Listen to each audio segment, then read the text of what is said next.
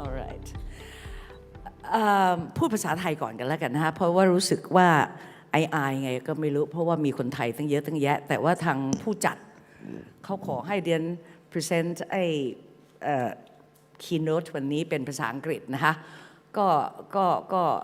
ก็หวังว่าจะไม่ว่ากันนะคะ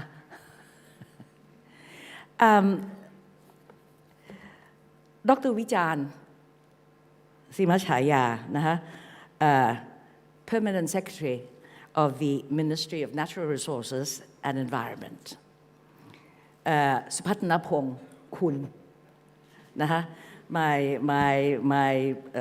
ลูกศิษย์ก้นกตินะคะ but it's a pleasure to see this gentleman has grown into a remarkable valuable asset of the country and he now is the Chief Executive Officer of the PTTGC and also the chairman of the organizing committee of this important symposium, Supathanaphong. Ladies and gentlemen, resource revolution, circularity is a potent weapon in the arsenal. And this is the title of my talk today. You know, we are standing before the biggest opportunity in a century. Just as during prior revolutions, this is a time of extraordinary wealth creation as dominant new positions and new business models are established. But this is also a time of creative destruction as companies that can't compete struggle to survive. The integration of about 2.5 billion more people into the urban middle class represents a historic economic and social opportunity.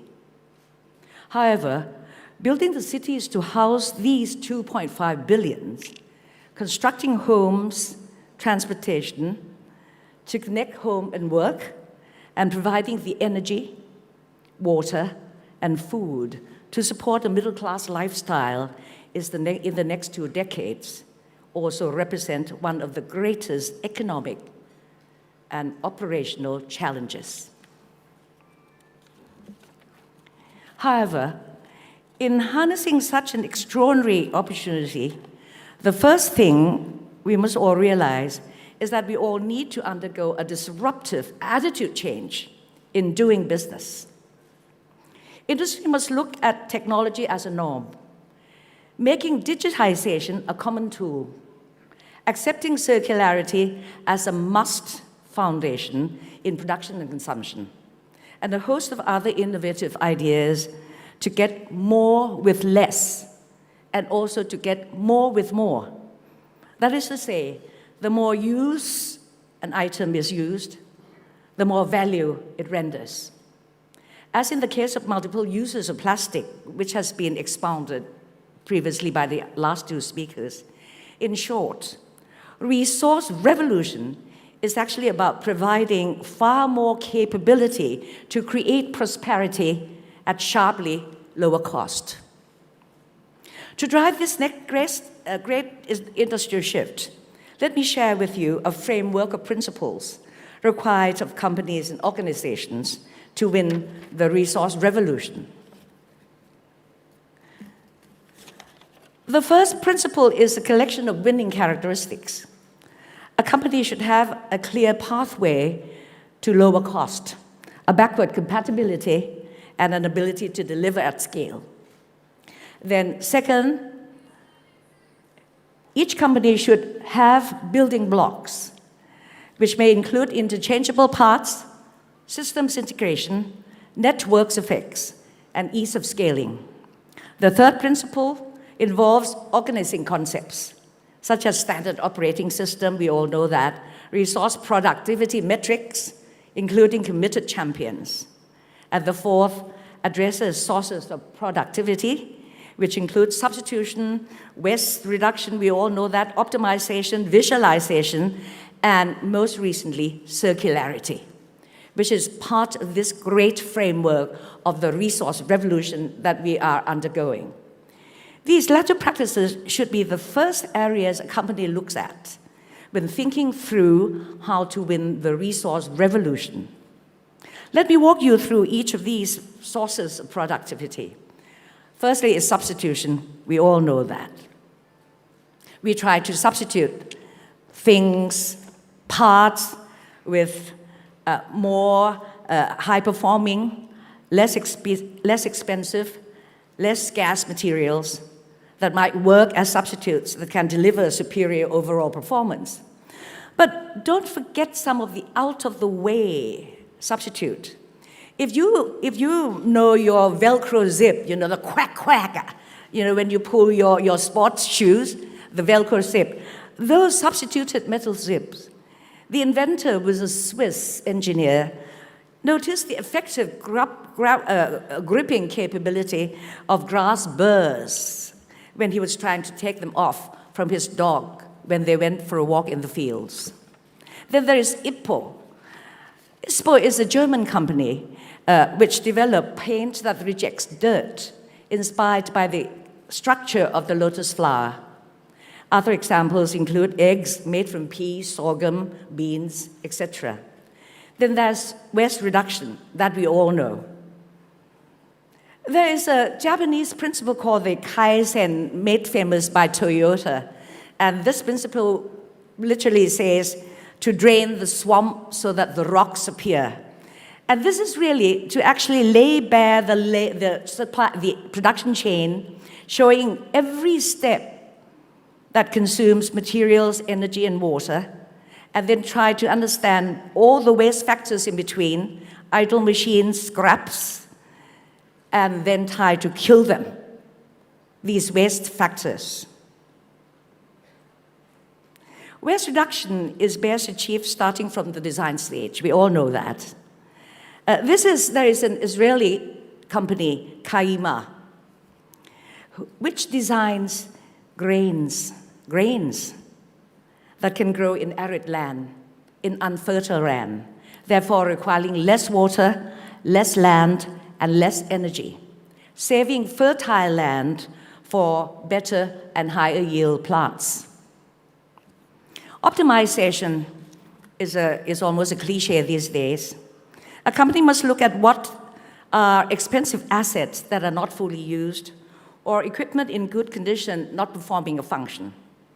This could be construction equipment or shipping containers going backwards empty, or simply planes circling the airport waiting for congestion to clear. There are efficiency everywhere waiting to be resolved, and the circular economy is at hand. It also lends itself to IT solutions that optimize routing, timing, loading, and sharing. The next source of productivity is visualization. This is to look at resources as a service and to move activities out of the physical world into the virtual world. This is a more recent concept, but it has taken up and is caught on like a house on fire. You know, we're all ease, everything else today. Then is the circularity. It's circularity which we really think is a wonderful weapon, it's a wonderful tool. This is the last in my 4 or 5 principles. Circularity is now more commonly known as circular economy. This is a potent weapon in the prosperity arsenal which I mentioned earlier, and a timely theme for this symposium. So let's dwell a little on the topic. Ladies and gentlemen, over the last 40 years, annual extraction of materials has more than tripled.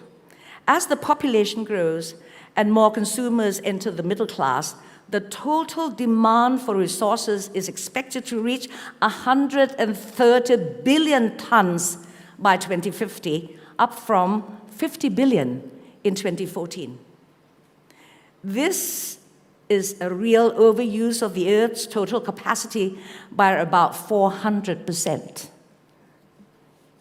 Our current linear economic model is reaching tipping point. In order to reach the UN vision of 2050, in which no waste exists, co-efficiency of materials must improve by a factor of 10. And I think circular economy is a near-hand solution.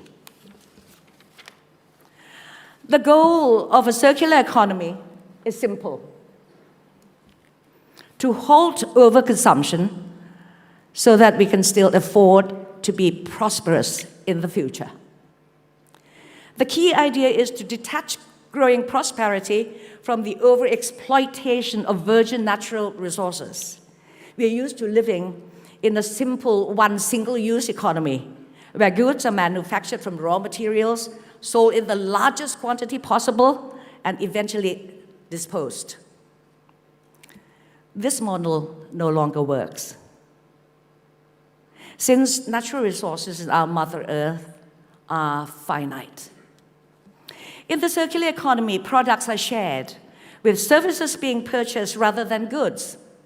Materials are reused several times over, and products are designed to be long-lasting.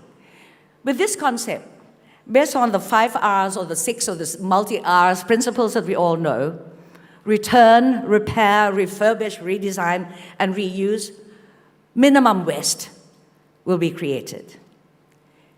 In many public discussions, the circular economy is about recycling and reuse, but that's just the beginning. Life of a product in a circular economy starts from the design stage to production process to customer use. And the whole manufacturing chain must be lean, green, clean, easily recyclable, and durable. Such products and products produced in these ways are suitable for sharing. The goal of a circular economy is simple. There really is not much uniqueness about circular economy activities, really. They were practiced in pre-modern time because they made financial sense. Products were shared and reused many times as a matter of course. It just wasn't known as circular economy. Today, these practices are combined with digital platforms to enable more and more sharing. Do you know that there are about 300,000 items in an average American home? And it will not be surprising if an enormous amount of waste follows. A typical American car spends only 4% of the time on the road, 96% parked. An American road reaches peak throughputs only 5% of the time, and only 86% of fuel in a car never reaches the wheel. 86% of the fuel in a car never reaches the wheel. What a waste. To fix these wastes and inefficiencies, the business model has to change. From owning to renting, from being idle to being shared. This creates an enormous savings of materials, time, cost, etc. Manufacturers can actually look into their stocks of raw materials, parts, and equipment. They will be shocked at the quantity of unused raw materials, idle units, and parts.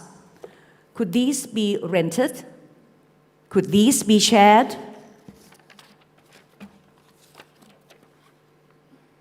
And listen to this. 1/3 of food in this world goes wasted while millions go hungry. 8 million in the UK go hungry every year. The global wasted food takes an equivalent of 1 China to produce. Therefore, think of the amount of methane that is emitted when this food rots. There goes the 2 degrees Celsius temperature rise of the world, or forget about the 1.5 degrees Celsius from the Paris Agreement.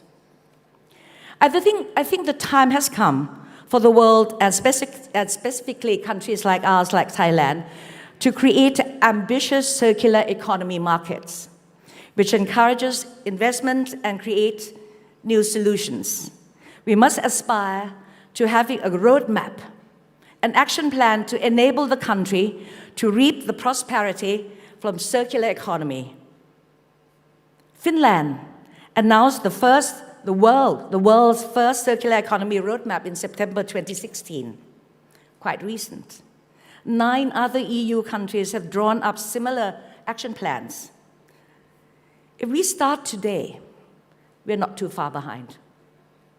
If we seriously start to draw up a circular economy roadmap today, we will be able to create prosperity and well-being for our people, with less resources exploited, less waste, and a hope of keeping our world livable.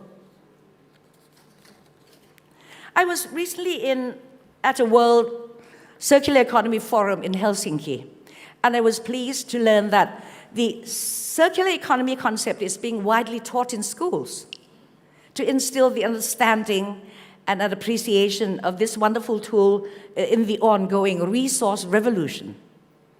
I want to challenge teachers to teach the circular economy to children in every grade, every school, so that our people, irrespective of their sector, understand how to realize the circular economy, whereby ensuring prosperity in the future. But then there remain many challenges and barriers. The list is long. First and foremost, it's political will. Political will and political will. Thank you. I would want to laugh at that too. The political will to reduce the barriers that require legislation to legalize many activities. Then there is collaboration among parties along the supply chain, which is vital, because a circular economy cannot be successful in isolation. Funding is a must, while the right pricing of recycled material is necessary, since in a circular economy, primary material will decrease and second-hand material will increase. I truly believe that a key challenge in accelerating a more comprehensive circular economy lies in creating economic incentives to drive the use of recycled materials. And finally, I think a subject that will be most discussed in the symposium is plastic waste. And here I want to end with a note of caution to a misconception that recycled plastics are not suitable for food packaging. But the fact is, when plastic wastes undergo chemical processes, new products are produced and can be suitable for new uses, even for food. We must be open-minded and less biased about plastics to move forward. And the urgency is to act now, ladies and gentlemen. What is stopping us from going forward with the circular economy? Just do it. Thank you.